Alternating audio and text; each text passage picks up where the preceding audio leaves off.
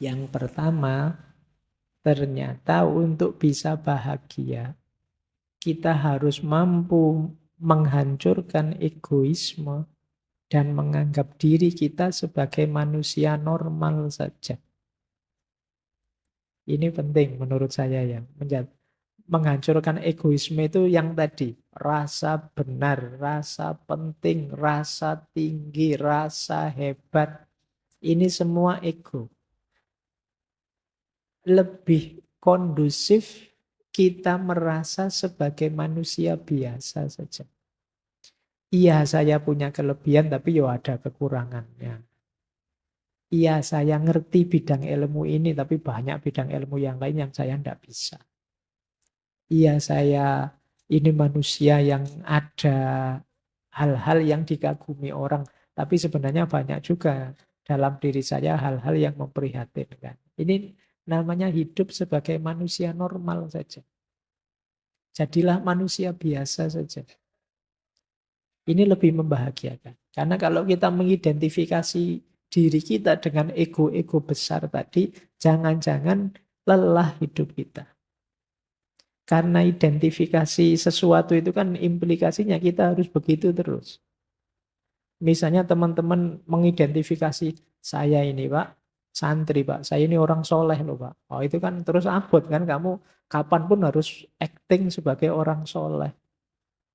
Nanti dengar adzan, wah ke masjid ini. Terus nanti dengar, terus kamu dituntut begitu. Mending ndak usah woro-woro, ndak usah deklarasi, biasa saja. Yes, kalau mau ke masjid, ke masjid.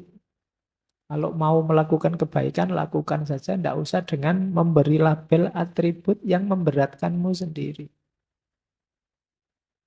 Itu yang disebut kesadaran sebagai manusia biasa saja. Itu akan lebih membahagiakan. Yang kedua, berhentilah bersikap perfeksionis menipu diri sendiri. Kalau iya bilang iya, kalau tidak bilanglah tidak. Tidak usah perfeksionis. Orang tahu kok semua orang itu ada kurangnya, tidak ada manusia yang sempurna. Kadang-kadang salah sedikit, kadang-kadang khilaf sebentar, manusiawi. Tidak usah menipu diri. Itu akan lebih memberatkan kita. Tidak usah terlalu banyak pakai topeng lagi. Topeng kita sudah banyak dalam hidup ini. Biar tidak lelah. Yang membuat kita lelah itu kan karena kita menipu diri kita sendiri. Misalnya kalau ditanya, ngantuk enggak mas ngaji kayak gini? Enggak pak, saya melek terus. Tapi yo pas ngaji deklak-dekluk itu kan yo. Kamu berat sendiri nanti ada temennya lihat malu kan kamu. Coba tadi bilang yo saya kadang-kadang ngantuk pak. Itu kan lebih santai. Tapi karena kamu menipu dirimu sendiri ya berat akhirnya. Jadi konsekuensi yang harus kamu tanggung. Yang ketiga, untuk bisa bahagia, yuk berjuang, bekerja keras mencapai tujuan. Ya, kita harus berikhtiar, berusaha. Sambil tadi ya, ngerti batasnya kapan pasrah. Dan jangan dibiasakan menyalahkan keadaan mencari kambing hitam.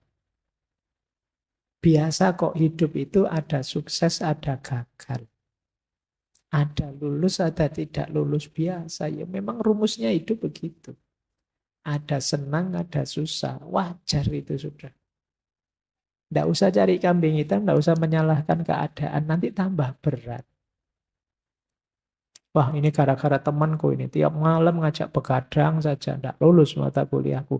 Lalu kamu sendiri ya mau diajak begadang. Disalahkan kancane. Jadi ya sudah lah, kalau sudah begitu ya efeknya memang begitu karena kamu begadang tidak lulus biasa saja.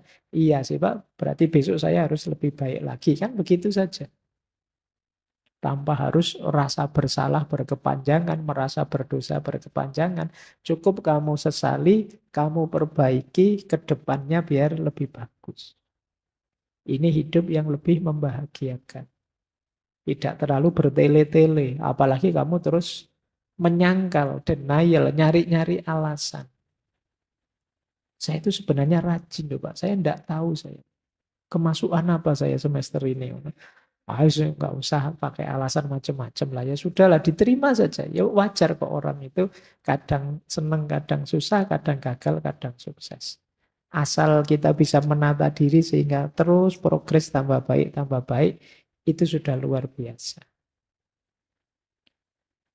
Yang keempat, ayo kita minimkan ketakutan-ketakutan, kecemasan-kecemasan yang tidak perlu.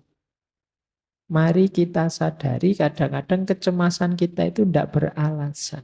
Sia-sia saja. Cemas itu kan biasanya tentang yang akan terjadi ke depan. Yang akan terjadi ke depan kita tidak tahu. Biarlah jadi rahasia nanti. Yang penting sekarang kita berikhtiar semampu kita sebaik yang kita bisa.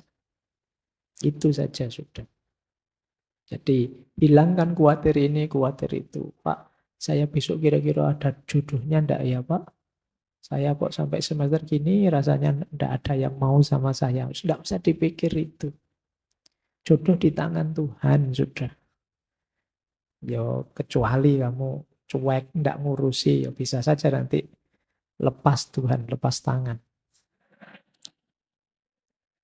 Jadi, dong kamu sendiri ditawari bolak-balik yo kesuwen mikirnya. Jadi, ayolah. Tidak usah khawatir. Kamu boleh sekali-sekali kamu tulis ya, kekhawatiranmu yang mencemaskanmu apa? Tulisan wis. Khawatir ini, khawatir itu, khawatir ini, khawatir itu.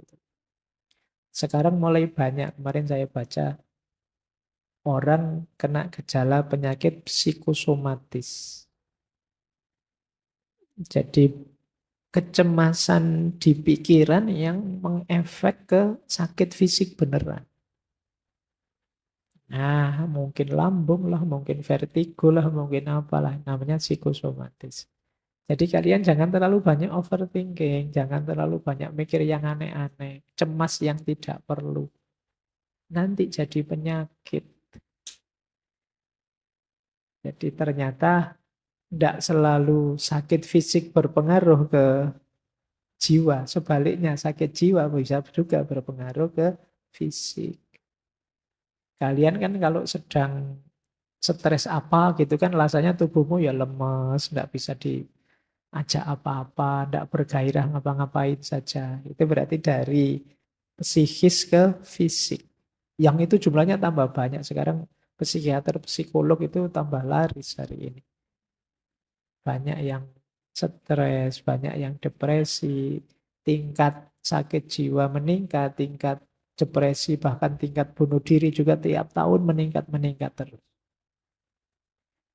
Nah, terus mari kita sadari dalam hidup ini isinya ada yang penting, ada yang tidak terlalu penting. Tidak semuanya harus diutamakan. Kita nikmati saja. Kadang-kadang ada hal sepele, hal tidak penting, ya tidak apa-apa kita nikmati saja. Itu namanya kita sadari masalah hidup ini ya, tapi juga yang tidak terlalu penting jangan terlalu dipentingkan. Biar tidak terlalu sibuk kita. Biasanya kalau masih muda itu ingin semua masalah dipanggul sendiri. Tidak hanya masalah pribadi, mungkin masalah kampusnya, masalah negaranya, masalah dunia. Wah, ingin diselesaikan sendiri. Iya, kamu boleh komen kecil-kecil, boleh usul sedikit-sedikit, tapi tidak semuanya harus kamu perjuangkan sendiri. Kamu harus punya prioritas-prioritas, biar hidupmu lebih bahagia.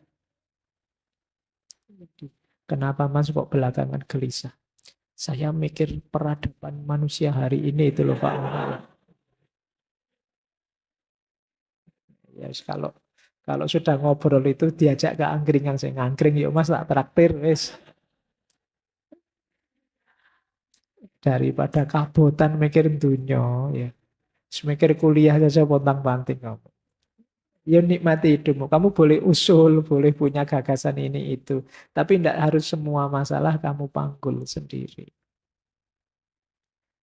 Nah yang terakhir, cara menaklukkan kebahagiaan adalah jangan biarkan dalam situasi apapun pikiranmu macet. rasionalitasmu tidak jalan.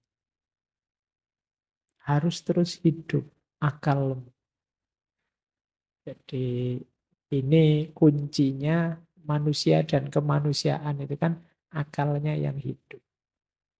Jangan dibiarkan kalian menjalani hidup autopilot. Nah, autopilot itu, loh tiba-tiba sudah seminggu ya. Kok cepet ya sudah 1 bulan ya. Itu kemungkinan hidupmu autopilot. Jalan seperti biasanya. Yuk mulai agak diseriusi. Putusan demi putusan, langkah demi langkah. Biar tambah baik kualitas diri kita, dan biar kita tambah bahagia. Nah, ini kesimpulan-kesimpulan dari cara menaklukkan kebahagiaan. Dari bukunya Russell tadi. Normalnya yang dijelaskan tadi. Terakhir saya ingin masuk ke beberapa quotes dari buku itu yang menunjukkan ada sisi yang berbeda dalam gagasan tentang kebahagiaan ini. Yang saya sebut anomali-anomali. Yang pertama, ini menunjukkan orang iri dengki tadi. Ternyata menurut Russell, jika di dunia saat ini ada banyak orang yang lebih menginginkan kebahagiaan diri mereka sendiri daripada menginginkan ketidakbahagiaan orang lain, kita mungkin akan mendapatkan surga dalam beberapa tahun ke depan. Dari sini bisa kita simpulkan ternyata sebagian besar orang lebih banyak menghabiskan energinya untuk membuat orang lain tidak bahagia dibandingkan untuk membuat dirinya bahagia. Ini menurut pengamatannya Russell. Jadi banyak orang yang perspektifnya negatif terus tentang orang lain, sehingga dia terus iri, terus dengki. Dia tidak rela kalau yang lain dapat kenikmatan. Sementara dirinya tidak. Karena dia ingin lebih tinggi terus, lebih tinggi terus. Orang yang mindsetnya kompetitif tadi, yang dipenuhi rasa iri tadi, yang ada di pikirannya kan gimana caranya rivalku, sainganku, musuhku tidak bahagia. Dia tidak mikir gimana caranya saya bahagia. Yang dia pikirkan gimana caranya orang lain tidak bahagia. Oh, itu mindset seperti ini banyak kita temukan di medsos mungkin, termasuk apalagi menjelang tahun 2024. Itu banyak yang cara berpikirnya begini. Gimana caranya rivalku tidak bahagia? Entah dengan cara apa. Kadang-kadang bikin berita-berita bohong, hoax-hoax, dan lain sebagainya. Ini jenis anomali. Kalau semua orang berpikir gimana caranya saya bahagia, kata Russell, tidak lama lagi dunia ini kayak surga. Isinya orang-orang yang bahagia, ya orang bahagia itu berarti orang yang bersyukur. Nah, cuma ini mimpinya Russell, ya sulit sih. Orang itu kecenderungannya memang agresif, iri, dalam dirinya ada nafas namanya sabu'iyah.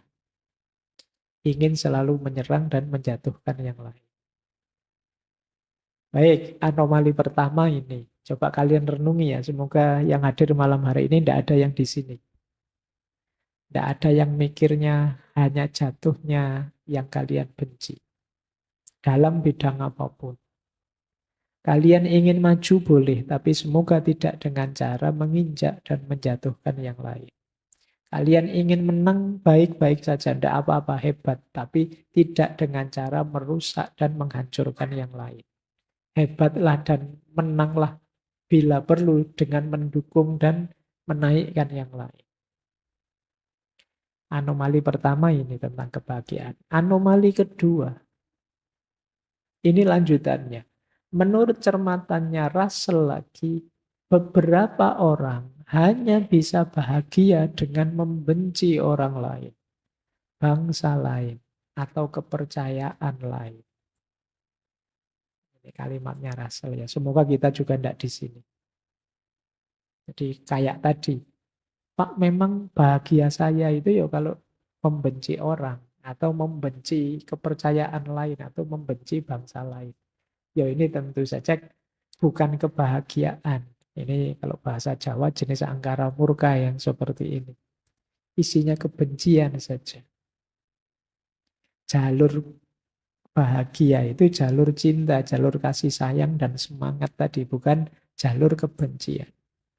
Kebencian lewat jalur manapun tidak akan membuahkan kebahagiaan dalam bentuk apapun. Kalian boleh suka dengan atau tidak suka sesuatu, setuju atau tidak setuju sesuatu, tapi semoga bukan membenci. Karena kebencian betapapun sifatnya negatif. Emosi yang tidak hanya merusak yang kita benci, tapi juga merusak diri kita sendiri yang membenci. Ini yang disebut anomali. Kalau ada orang merasa, saya bahagianya ya kalau mukuli orang, Pak. Saya bahagianya ya kalau menghancurkan orang, Pak. Itu pasti bukan kebahagiaan. Mungkin kesenangan sesaat yang nanti efek negatifnya akan kita nikmati di fase-fase hidup selanjutnya. Berarti bukan kebahagiaan. Anomali kedua. Anomali ketiga. Kata Russell begini, saya menemukan sesuatu yang aneh. Setiap kali saya bicara dengan orang yang terpelajar, saya merasa yakin bahwa kebahagiaan itu tidak mungkin terjadi. Namun ketika saya bicara dengan tukang kebun saya merasa sebaliknya. Kenapa bisa begitu? Ya biasa sih, kita juga tahu kadang orang pinter itu suka membuat rumit hal-hal simpel. Barang yang sederhana saja terus dibikin jelimet. Jadi ruwet, jadi membahas kebahagiaan yang simpel. Jangan iri, penuh kasih sayang lah, bekerjalah. Itu kan sederhana sebenarnya. Tapi terus dibikin rumit, dibikin ruwet. Akhirnya wah apa ya bisa bahagia saya dengan konsep serumit itu. Tapi begitu ngobrol dengan tukang kebun, kata Russell, kok rasanya gampang, bisalah kita bahagia. Coba ngobrol dengan orang biasa-biasa itu. Target-target hidup yang membahagiakannya simple. Tidak jelimet. Kalau kalian ditanya, gimana caramu bisa bahagia? Wah, saya ingin jadi manusia yang bisa eksistensinya berkontribusi pada kehidupan baik di level vertikal maupun horizontal. Di mana? Itu cek rumite wong cuma pengen seneng saja kok. Dirumuskan senjelimet itu. Itu yang membuat Russell, wong pengen bahagia. Kalau ngobrol sama orang pinter malah jadi rumet. Sudahlah sama tukang kebun saja simpel, sama teman-teman nongkrong pinggir jalan. Itu lebih simpel, gampang. Tidak terlalu dirumit-rumitkan teori. Makanya dia nulis buku ini buku tidak untuk kalangan terpelajar. Mungkin khawatirnya kalau ketemu orang terpelajar terus didebat. Tidak jadi bahagia, jatuhnya debat akhirnya. Oh masa iya begitu? Nggak cocok dengan teorinya filosofi ini, filosofi itu. Ruwet wes. Tidak jadi bahagia akhirnya. Jadi bubar sudah. Kan kadang-kadang gitu. Kadang yang pinter itu malah menyusahkan kita. Rapat enak-enak, yang rapat lugu-lugu itu cepet diputuskan gini ya gitu selesai gitu. Iya. Tapi begitu yang rapat pinter-pinter, wah ndak selesai-selesai wis. Panjang argumen ini, argumen itu, kira-kira ini, kira-kira itu, tambah ruwet wis. Nah kadang-kadang begitu dalam hidup ini. Kita selalu membuat rumit hal-hal yang sederhana. Sehingga hidup yang semula simpel jadi rumit. Ini yang ditemukan oleh Russell. Anomali lagi. Kata dia begini, orang yang meremehkan dirinya sering dikejutkan oleh kesuksesan.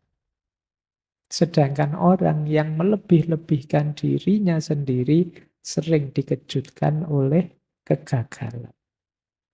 Kejutan yang pertama menyenangkan, dan kejutan yang kedua tidak menyenangkan.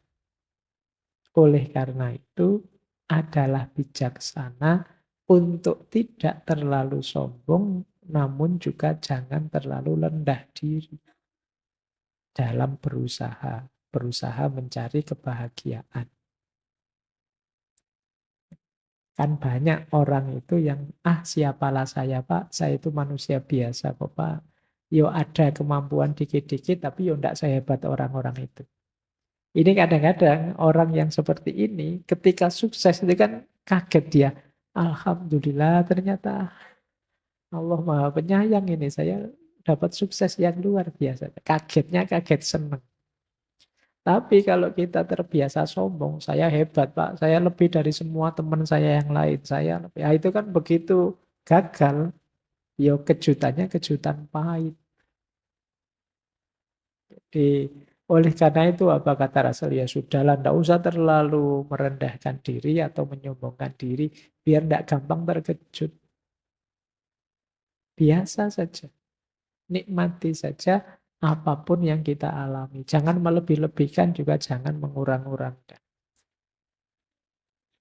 Yo, yang paling negatif ya melebih-lebihkan karena kekagetannya kekagetan yang negatif. Kekagetan ketika menemukan kegagalan. Ini anomali dari Russell ketika melihat ternyata banyak orang yang sikapnya keliru untuk merancang kebahagiaan.